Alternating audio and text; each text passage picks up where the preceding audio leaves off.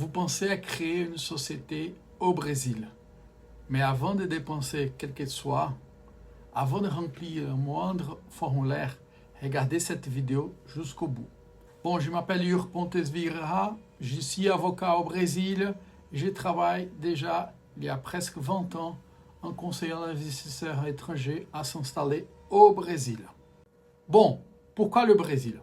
Le Brésil, c'est 215 millions de consommateurs. Hein? C'est déjà la 10e économie mondiale. Et c'est le pays qui attire plus d'investissements ici en Amérique latine. Donc, voilà pourquoi ces entrepreneurs français viennent créer une structure ici. Quel est le motif? Normalement, ce que j'entends est les avantages de s'installer ici. Tout d'abord, c'est l'accès direct au marché. Si vous êtes une société brésilienne, vous pouvez facturer en monnaie brésilienne, en réal. Vous pouvez signer les contrats avec des sociétés locales. Et, un point important, c'est que vous pouvez répondre à appels d'offres publics ici. Bon, enfin, je reviendrai à la création d'une société productive qui peut ouvrir la possibilité d'avoir un visa de résidence. Ça, je parle après. Bon, qui peut créer une entreprise au Brésil? Bon, hyper important. Avant de choisir la forme juridique, une question normalement que tout le monde se pose. Qui peut être associé? Est-ce que ça peut être une société étrangère? Est-ce que doit être une personne physique? La réponse, c'est quoi? Une personne physique étrangère peut être associée, peut détenir des parts. Une personne morale étrangère, donc une société constituée hors du Brésil, peut être aussi titulaire des parts d'une société brésilienne ou propriétaire d'une société brésilienne. Donc, si vous avez, par exemple, une entreprise française, un holding en Suisse, en Luxembourg, par exemple, vous pouvez, cette société peut figurer comme associée d'une société brésilienne. Si vous êtes une personne physique, vous avez besoin d'un premier document qui s'appelle le CPF, c'est un numéro fiscal individuel de personne physique. Et si vous êtes une personne morale, c'est-à-dire si votre société, votre holding à l'étranger, une société étrangère qui veut ouvrir une filiale au Brésil, cette société étrangère doit avoir un CNPJ, c'est un numéro fiscal des sociétés morales non résidentes. Okay? Il y a une différence entre avoir le CNPJ au Brésil, lorsque vous avez la société ouverte, et à l'identification fiscale de cette société à titre d'associé non résident. Il faut avoir aussi un numéro fiscal qui s'appelle CNPJ. Bon, les deux documents, c'est-à-dire le CPF ou le CNPJ, remplissent la même fonction. D'accord? C'est d'identifier l'associé au Brésil de façon officielle.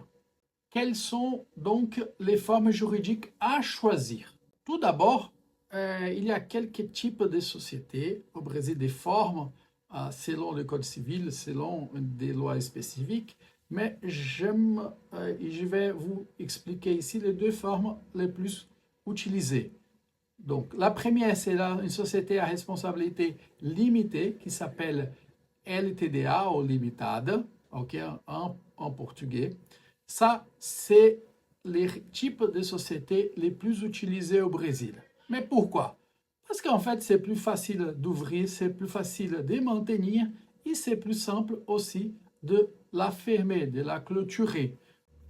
Nous avons aussi une société SA, une société anonyme, qui est possible aussi d'ouvrir. Normalement, même si nous avons eu les dernières années des changements dans la loi pour simplifier, cette société comparée à une société limitada, elle est plus complexe d'ouvrir, un peu plus chère de la maintenir, mais elle est intéressante comment et pourquoi? Elle est intéressante si vous allez ouvrir cette société ici au Brésil et vous voulez recevoir d'investissement, hein, et vous n'avez pas besoin de changer les statuts chaque fois qu'il rentre et qu'il sort des associés.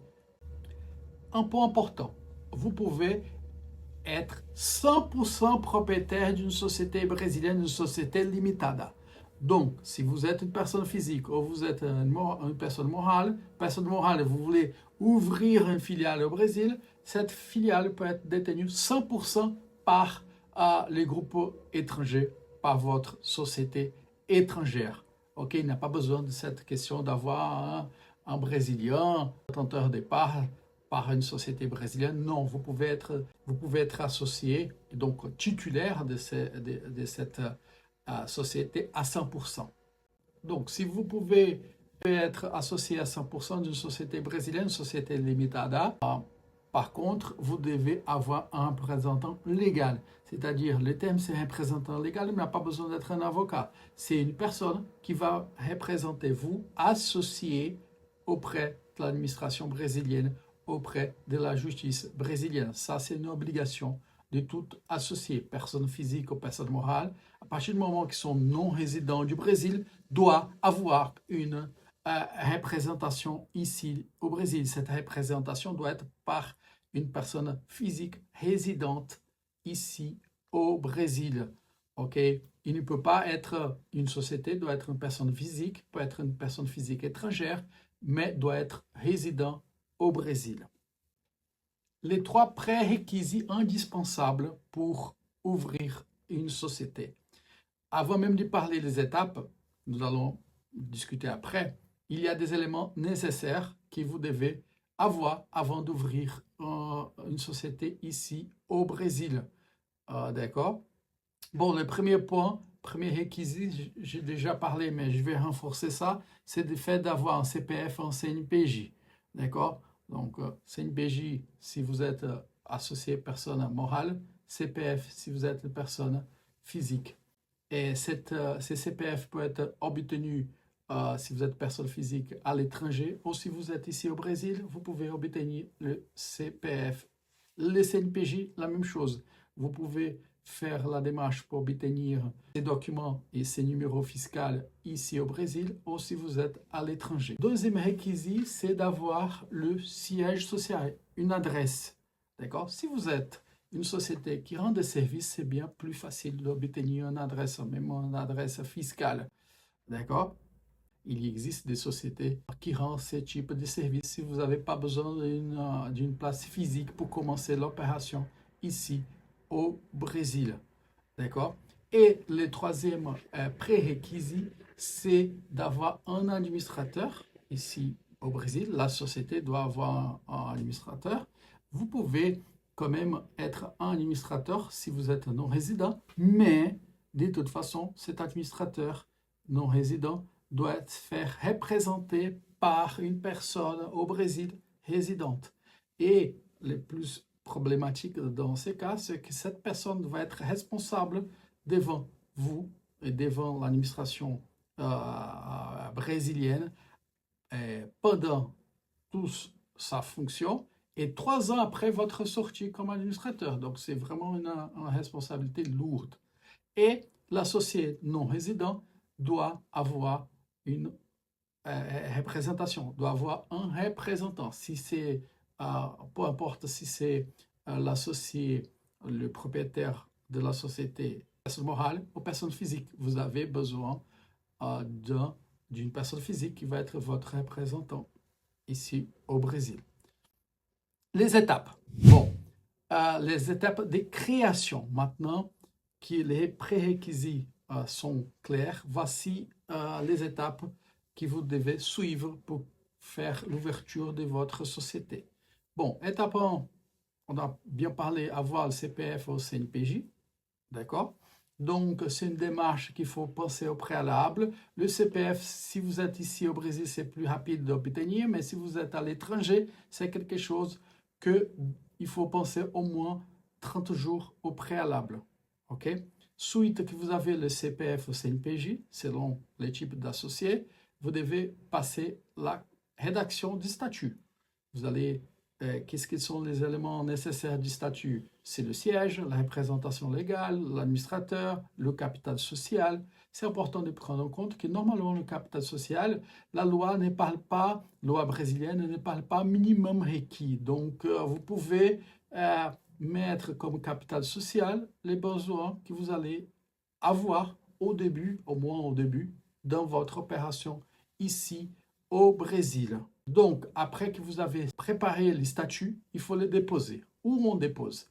En fait, ça va être déposé dans le registre de commerce compétent de la ville où votre société va être constituée. Donc, chaque État du Brésil, nous avons 27, chaque État, il y a un registre des commerces propre. Donc, vous allez déposer cela. Et selon l'État où vous allez déposer, il y a un lien avec les autorités locales et les autorités fédérales. D'accord? Suite que vous avez fait cette demande, vous allez obtenir un CNPJ, un numéro fiscal. Votre statut va être enregistré et ces numéros fiscaux CNPJ, dans ces cas-là, ça va être le numéro fiscal de la société brésilienne. Après, vous allez faire l'enregistrement auprès des autorités locales. Si les registres de commerce, la junta commerciale, n'a pas de lien entre les organismes, des contacts automatiques, mais São Paulo, par exemple, existe ces échanges automatiques, cette société, suite à ça, elle va être enregistrée et finalement va être ouverte. OK? Suite à l'ouverture de la société, c'est important d'avoir un compte bancaire pour recevoir des fonds à des clients brésiliens. OK? Et commencer à recevoir paiement pour les services ou des marchandises vendues. Par rapport au délai, dès que vous déposez votre demande avec les statuts, pensez au Brésil, à São Paulo, par exemple, des grandes villes, vous pensez aux alentours de 2 semaines. D'accord? Donc, pensez en délai de 2 semaines pour que votre société soit ouverte. On va passer un mois environ pour avoir le CPF. Et si vous avez le CNPJ, c'est plus rapide. CNPJ de la société, société étrangère, d'accord, l'associé. Et pensez aussi à la nécessité d'avoir les documents de l'associé. Vous allez ouvrir une société, vous êtes un associé personne physique, il va falloir seulement le CPF et votre passeport.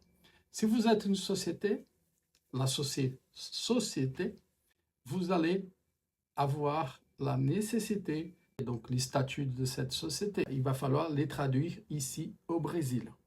On passe les erreurs. Les premières erreurs que je pense qui peut arriver, c'est de ne pas anticiper le fait d'avoir le CPF au préalable. Okay? Le CPF, si vous êtes à l'étranger, ça prend au moins 30 jours. Donc, il faut s'anticiper par rapport à ça. S'anticiper aussi pour l'obtention du document de la société, de l'associé étranger, non résident. Donc, il faut penser à obtenir des statuts. Cet statut doit être apostillé. Donc, pensez à s'anticiper par rapport à la documentation et l'obtention du numéro fiscal. Donc, deuxième erreur que je pense, c'est la forme juridique. Donc, pensez bien quelle est la forme juridique à choisir, surtout parce que si vous choisissez une société à responsabilité limitée, elle est plus facile de gérer, d'accord? Mais si vous pensez que vous allez créer ici au Brésil une société parce que vous voulez recevoir d'investissement ici d'autres sociétés, si vous voulez faire d'appel d'offres, c'est mieux peut-être avoir une société anonyme. C'est la troisième erreur, c'est de ne pas vérifier quel régime fiscal est plus intéressant. Si vous êtes une société brésilienne, mais à capital étranger, vous ne pouvez pas avoir le bénéfice d'un régime fiscal de taxation réduite qui s'appelle Simples. C'est un régime simplifié, mais que si vous êtes une société brésilienne, mais l'associé non résident, vous ne pouvez pas faire cette option. Donc, vous avez l'option de régime présumé ou sur le régime réel. C'est important de faire des vérifications avant de faire cette option. Et le dernier point, erreur, c'est de ne pas prévoir, surtout si vous allez ouvrir une société, que vend des marchandises. Marchandises ou vous allez ouvrir une société qui va réaliser des importations ou exportations des marchandises. des biens tangibles. Donc, pourquoi? Parce qu'il faut faire la demande au préalable de l'adresse, les zonages, parce qu'il y a quelques endroits que cette société peut être pas siégée. Avant de finir cette vidéo, je pense que c'est intéressant que si vous allez et si vous pensez d'y vivre au Brésil, existe un visa investisseur par le biais duquel vous pouvez ouvrir une société et pouvoir avoir un visa permanent. Mais je vais vous parler très rapidement quels sont les éléments. D'abord, il faut investir au moins 500 000 reais dans votre société brésilienne et cet apport de fonds doit être fait par vous, personne physique, demandeur, futur demandeur du visa, d'accord? Et deuxième grande obligation, bien sûr qu'il doit avoir une société ouverte au Brésil, le capital doit rentrer, c'est 500 000 reais par le biais d'injection du capital social. Il doit être dans les comptes bancaires de la société. Il faut prouver ces transferts-là, transferts financiers réels, d'accord? Et la société doit créer d'emplois ici au Brésil. Donc, bien sûr qu'il faut déposer un business plan, on peut expliquer l'opération de la société, mais je vous parle spécifiquement des points plus importants, c'est nécessaire, indispensable, c'est création d'emplois, au moins 2, et société ouverte, et les transferts de fonds d'au moins 500 000 reais. Bon, j'espère que vous avez aimé cette vidéo. Si vous voulez recevoir plus d'informations concernant les étapes nécessaires d'ouverture des sociétés, vous pouvez m'écrire et je vais laisser aussi notre WhatsApp. Ok? Je vous remercie et à bientôt.